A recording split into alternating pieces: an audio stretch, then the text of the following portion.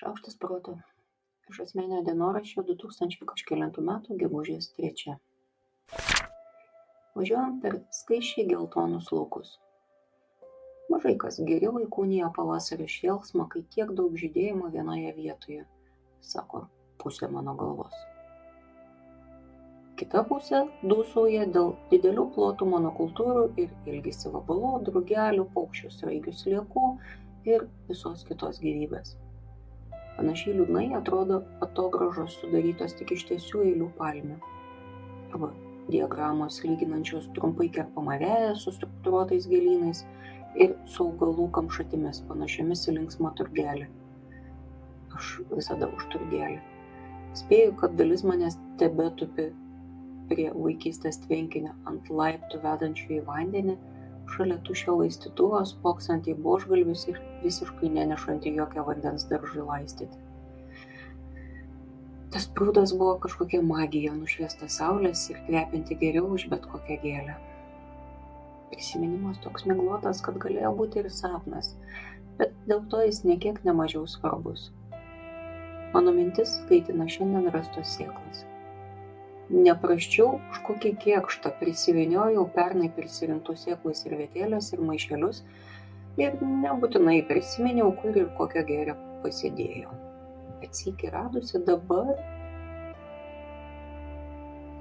jau nekantrauju apgyvendinti jas kokioje šiltoje vietoje ir leisti pabusti nuo drėgmės, šilumos, vyturių ir vabaliukų kojų trepsėjimą. Aš visada už turgelį.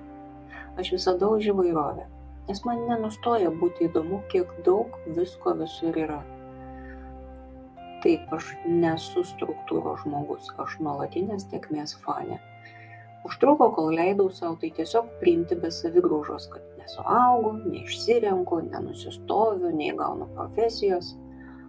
Aš esu profesionali devyndarbė. Tai nereiškia, kad man nesiseka ir metusi viską judu toliau. Gal greičiau man sekasi visai neblogai. Neabejokit, save vertinti teigiamai man irgi reikėjo išmokti. Bet aš vis tiek judu tolyn, man norisi pokyčių.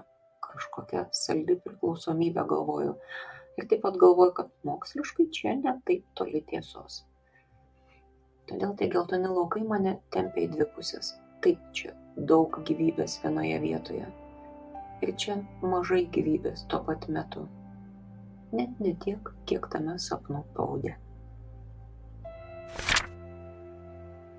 Aš Monika Kuzminskaitė, sveikatos ir mitybos psichologė, padedu spręsti kasdienius ir sudėtingus elgesio, mąstymo ir emocijų klausimus.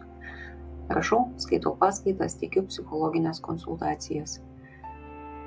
Registracijai nuorodą rasit po kiekvienu įrašu, o įrašus rasit socialiniuose tinkluose vardu Šaukštas proto. Mane rasit gyvai Vilniuje Goštauto gatvėje.